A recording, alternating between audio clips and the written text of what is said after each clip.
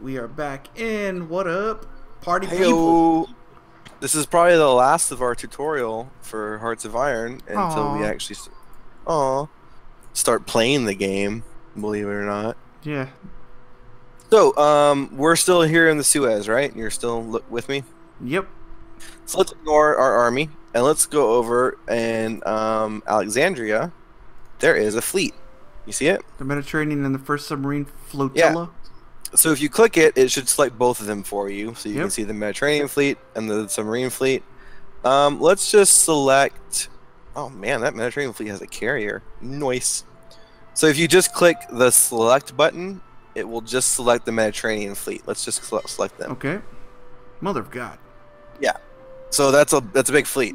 It's got 31 destroyers, 3 light cruisers, 3 heavy cruisers, 3 battleships, and 1 carrier. Damn. That Britain don't play, yo. Okay, so ignore the buttons on the top of the thing. Let's just look at so we can select a commander just like we can for an army. Only there's no limit to the amount of ships any naval commander can command, right? Okay.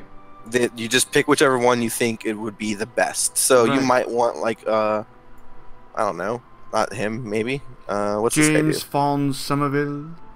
I forgot to talk about the there is this guy, he's bad. This is the only negative trait, which is the old guard trait, and he gains experience way slower. Because he's old school. Yeah. I don't want to let no newfangled. This guy's actually Motherfucker just wants a retirement check. So there's a bunch of buttons here, right? By James Faunes Somerville, there is the repair priority. So we can say don't repair, which is probably bad, right? Right. Because then your battleship might be running on fumes with holes in it before it even goes to repair, and one more encounter could sink it, and then there's fucking years of investment lost, right? He looks like a cocksucker that would be all, fuck this fleet. Let's go. YOLO! Damn you, Somerville. So you can select them also to never repair, which would be dumb. You can tell them to repair right now, and you can tell them to automatically split off units to go home and repair, and then come back and join the fleet as soon as they're done repairing. Okay. Which is pretty cool. It's just risky because then you might have a single destroyer trying to make its way back to the fleet, right? Right. But if you're controlling the Mediterranean and it's not that big of an area, and they only have to come back to here to repair, Right. maybe not that bad of an idea if they get a little bit of damage or something. Now, will they have to go all the way? Do they go to the nearest base, or do they go to your home? To the nearest naval base. Okay. So they For return them- to Alexandria. Yes, for them it would be Alexandria. They would come back here, right? Cool. You can tell them to not engage. I don't know why you would fucking do that unless you were trying to just move them past really quickly and ignore fights, but that'd be silly. You can tell them you can create a new fleet and you can take units out and stuff. We're not going to do that now though. Where's You that can button? change. Oh, there's a it's new the- fleet. Okay. Yeah. You can change their home base, can you? Right. So if you select them and control right click a naval base, that will set it as their new home base. Okay. Their home base is set as Alexandria because they're the Mediterranean fleet. It makes perfect sense. Or why change it? What's the level 8 mean? That is the level of the dockyard of the fleet thingy dockyards. So a smaller naval base couldn't repair a bigger ship. Right. Okay. And it would you might even not even. I think larger naval bases increase the range at which your ships can operate from as well. So anyway, the important part is the buttons up top. So you see the patrol, search and destroy, convoy raiding, and convoy escort buttons. Convoy. Yep. So this is how this works. You select one of these missions. So let's say we want them to patrol the Mediterranean. We select patrol, then we right click on the Eastern Mediterranean Sea. We could also click on the Central Mediterranean Sea and the Adriatic Sea. They can do 3 locations for now. Okay. So this fleet is going to sort of disappear off of your screen because what they're going to do is they're going to spread out all over these 3 areas and look for enemy ships. Okay. As soon as one of them spots enemy ships, they will begin to call in the rest of the fleet. Okay. So you see how the patrol has the very wide formation spread? Where's that at? If you hover over the patrol button. Okay, yep. Formation spread 160%. They have a good chance of spotting enemy ships moving into this area, but fewer ships are going to be able to start the fight, right? Right. Which means you're going to probably expect, if you're facing bigger navies who are more tightly focused, to lose some destroyers and stuff, because they're going to spot the fleet and then they're going to get wrecked, and then the rest of your fleet's going to show up, probably, right? Now, however, James Somerville is a superior tactician, and he gets 25% more ships in first contact, which means he's actually a really good choice to do these widespread patrols, because he's just really good at getting his fleet back together, basically, right? We can also tell them just to search and destroy, which means they're going to sit in a really tight formation and look for a big enemy fleet or something, right? We can tell them just to raid convoys, which they're going to spread out to a fairly normal thing. Or we can tell them to escort convoys, which means they're going to actually sort of follow the convoy ships and protect them. Or we can tell them just to hold and not do anything, right? So again, you can... I don't entirely know... So I guess it's three sea areas per fleet can be assigned. So I can only assign them the 3 areas at a time. So I could do like... Not that. No. Yeah. Anyway, so that's that. That's fleets. It's pretty... It's fairly simple, actually. It really is, and I'm also scared I'm going to learn like a lot of world geography. Well, so there's a whole bunch that goes into like how the actual combat plays out that I don't understand all, because every ship has a certain number of stats, and like certain ships are better against submarines. Like destroyers and light cruisers have depth charges, and I don't think battleships do at all. So like this is why we were talking about, you don't want just battleships, because one submarine could theoretically sink them all, right? That would be silly.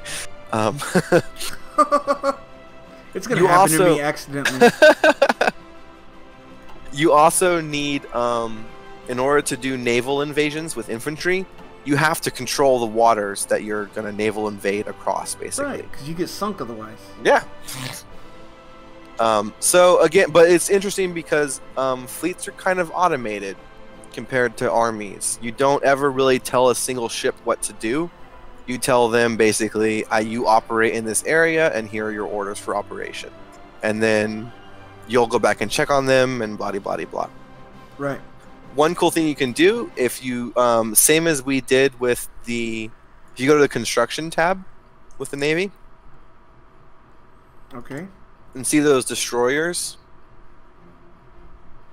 No. The GHI class destroyers? In the construction tab or in the... Yeah. In the production tab. Production. You'll have to scroll down a bit to them. Where's that at? That's research. That's diplomacy. Where'd it go? There's production. The wrench. Or like the shortcut's Y. If you click the auto button, you can change where they show up, right? We can also tell them to the button that says auto. It's yeah. Oh, okay. So if you click that, it gives you a big list. We can also tell them, as soon as you're created, go immediately to the Mediterranean fleet and join up. Oh, okay. So which is cool. So like we can just leave this on its own, and the Mediterranean fleet will grow by 3 destroyers over time, right? Unless they lose some or whatever. So that's handy. But that's basically it for Navy. I'm not the best Navy person. I actually get a little overwhelmed sometimes, especially if I was going to play Great Britain. I'd be like, because they've got a bajillion navies. I don't know what the best composition is, although I know it should be a mix of screens and capital ships. But yeah, pretty simple. That's awesome. So let's go. You can deselect all that stuff. Go back to your default map mode. Bam. Alexandria has an airport as well. Okay. So let's click it. Okay. So we see we've got 72 fighters, 48 tactical bombers, and 64 close air support hanging out in Alexandria, right? So ignore this box that we just showed up. And so up top is basically just some basic information. The weather is clear. There are 0 planes active in this region. You see that? Like, right. There's nothing going on, basically.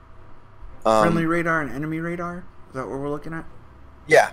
And there's like, we've got 0 active fighters. The enemy has 0 active fighters and shit like that, right? Below that, there's a bunch of different buttons that can do a bunch of different things, which we'll talk about in a little bit. And then you can see all of your various, who's going to watch it? These are all of our air wings already, basically. Okay. So we got some in Northern England, we got the home fleet, we got Singapore, blah, blah, blah. So when you want to command an air unit, an air wing, so back over to the Alexandria box where it's opened, right? And you see the fighters, the tactical bombers. So the first thing we can do is we can say, we can click on the 72 and we can raise that number if we want to. So now I've changed it to where I want this air wing to be 110. Slowly try to fill it up over time as we build them. Right. Right. The little was that a diamond symbol, a spade symbol? If they have an ace pilot, it will show up there. Cool. If you disband the wing with an ace pilot in it, you can then click on that icon and reassign the ace pilot, basically. Right. And he'll probably get killed. Yeah, that's fine. No. So Sir Reginald Archibald. No. I can. So if I have the fighters selected, for example, just by clicking on them,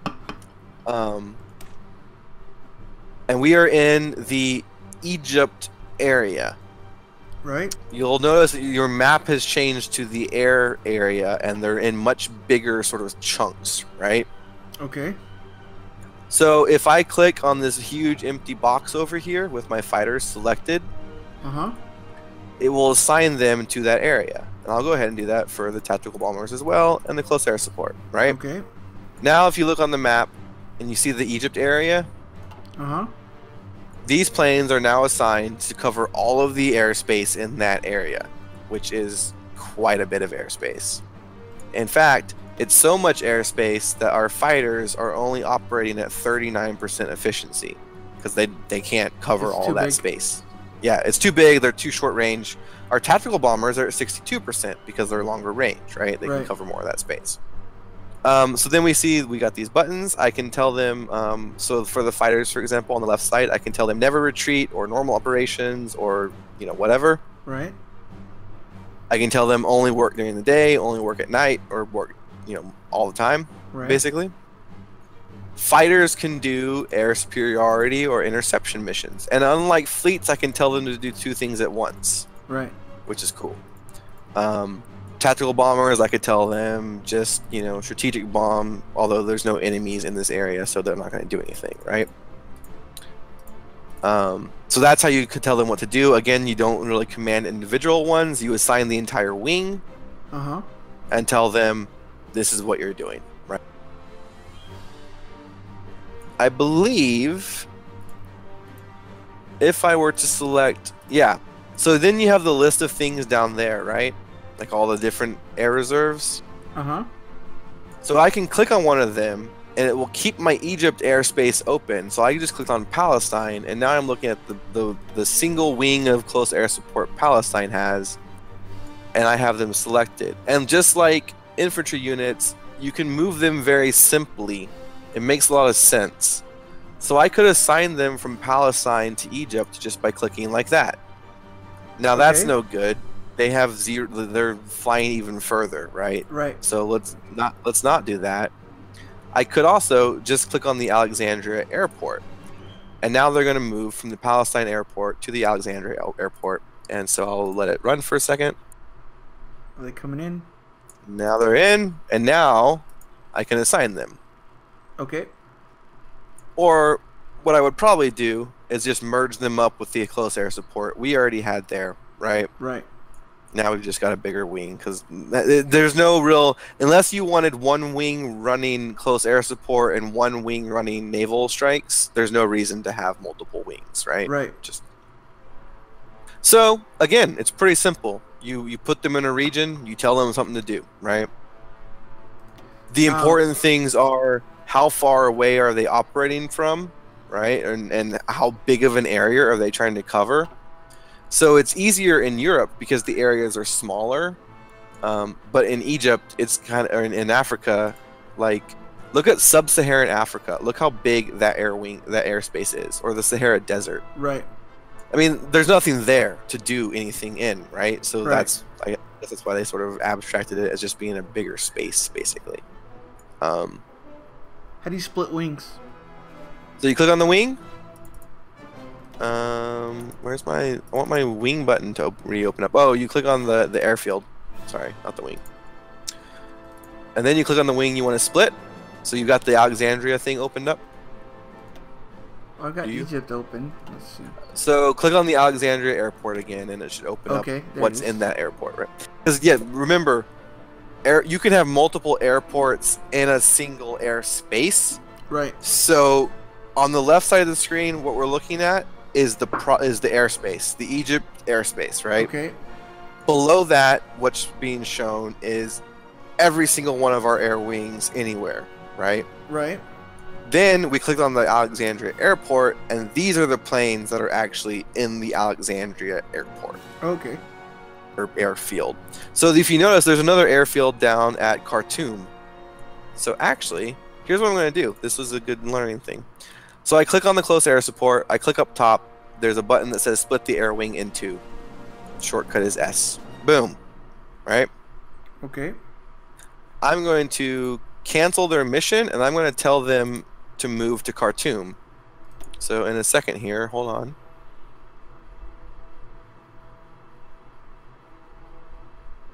Do. Now they're not in Alexandria, they're in Khartoum. Uh-huh. I can still assign them to watch over Egypt, right? They're just operating out of a different airfield down south in the Nile, basically. Right. And it tells you right underneath them, Fighter Alexandria, right? And Khartoum down there, they're operating from a different place. So I could say, like, you from Alexandria are going to do close air support, and you from Khartoum are going to do naval strikes. I don't know why you would fucking do that. Doesn't make any sense. Also, as you notice, I should have mentioned this with the fleets too. Now that I've assigned missions, do you see over the airfield, the airspace of Egypt? It's popped up these bubbles with numbers. Those are a quick way to glance. We've got 72 things working on air superiority, 96 things working on close air support, and 48 things working on naval strikes. Right? Okay, so that's your total within that state, right? Right. Or that have missions activated, basically. And then, you'll notice as I change things, it changes the numbers as well. Right. It does the same for fleets too. I forgot to mention. It will show you what fleets you have operating there and what their mission is and stuff over the sea areas. Right. If you look at an airfield, so let's look at Alexandria again. If you still are, I'm going to delete the tactical bombers. Oh no. It's okay. They move into your reserves. You never destroy planes. Right. So now if I wanted to, I could click the create new air wing button, and it would show me what's in my reserves, and there are 48 Whitley interwar bombers, and I could tell them I want to make a new wing, right? Where's the create new wing button? The plus button in the airfield. Okay. However, I believe since I deleted that, I think it gave us manpower back because those planes are essentially sitting there with no one taking care of them. And now, as I put it back, it will redeploy, and I think it eats our manpower. I don't know. Let's see once it's done deploying. Oh wow, it takes a long time to deploy. That sucks. Pew! How sad for those airmen. They're like, "Yay, we go home," and then we got called back. Yeah, it did eat some of our. Quit lagging, super noob. So that's And obviously, if there are enemy planes in the area, then your planes are going to fight their planes. Right. And that's going to be it, basically. Does it shield the combat? No. So, naval combat, you'll get a warning that like naval combat's going on. Right. And if you click it, it will bring you to a little combat screen where you can actually watch the combat going on. However, you can see like on our screen that there are ships patrolling around the Mediterranean now because there are ships. You'll see little planes flying over the map, but like combat for air currently is all abstracted because it might be a few planes meeting a few planes or blah blah blah, right? Right. I mean, it's abstracted. It's done behind the scenes. Is what I mean. I don't mean it's number crunched, but it's not graphically depicted. But if you click on that airfield, and you'll see like there's okay, so go back to the airfield. You see the little radar buttons or thingies, right? Yep. You see that tiny little details button up there? Yep. So you'll see like how many buildings they've bombed, how many things, like it gives you a nice little breakdown of what's going on in that air region. The gray bar underneath the little picture of the weather, right? Also, if you mouse over the weather, it'll show you what the effects of this sandstorm are. It's terrible. Wow. We literally can't ground bomb things right now. You can't see. Yeah. So the bar underneath there is the air superiority bar.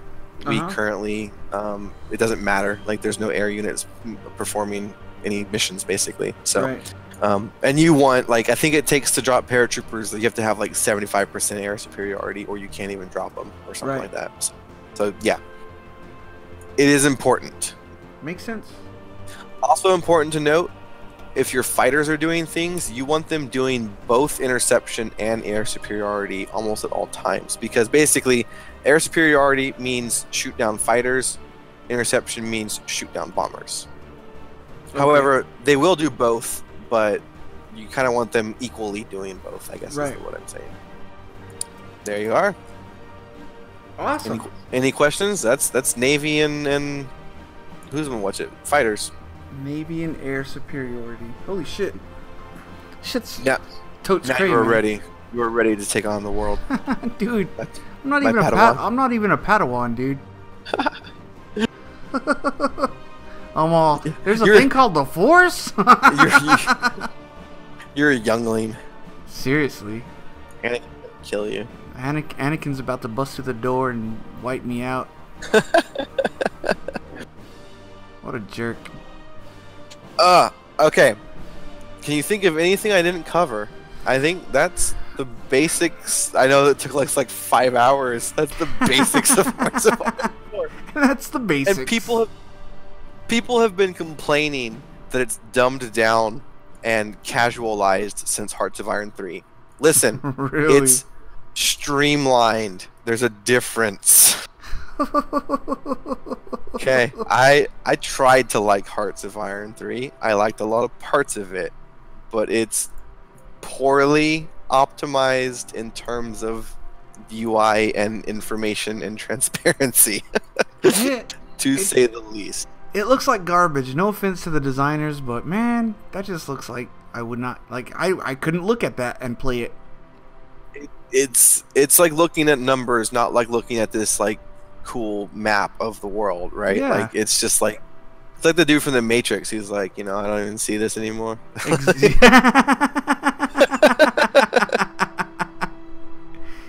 That's not for me. This is a lot more my bag. Oh no, I like this better too. So what was one of the cool things in Hearts of Iron 3 was that you had commanders up from like the core level.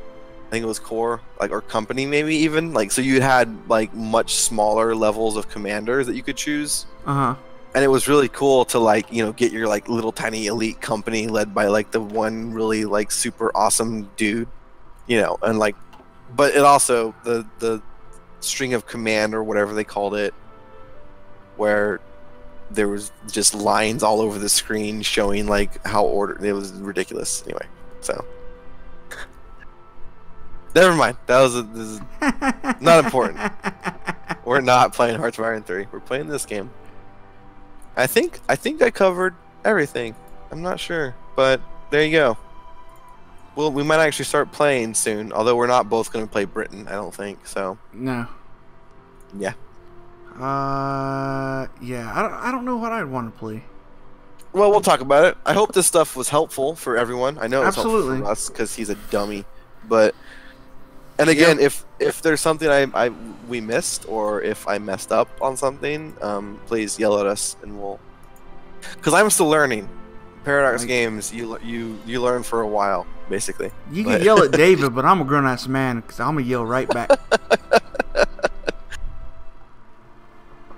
All right. See you later, guys. Peace out, guys.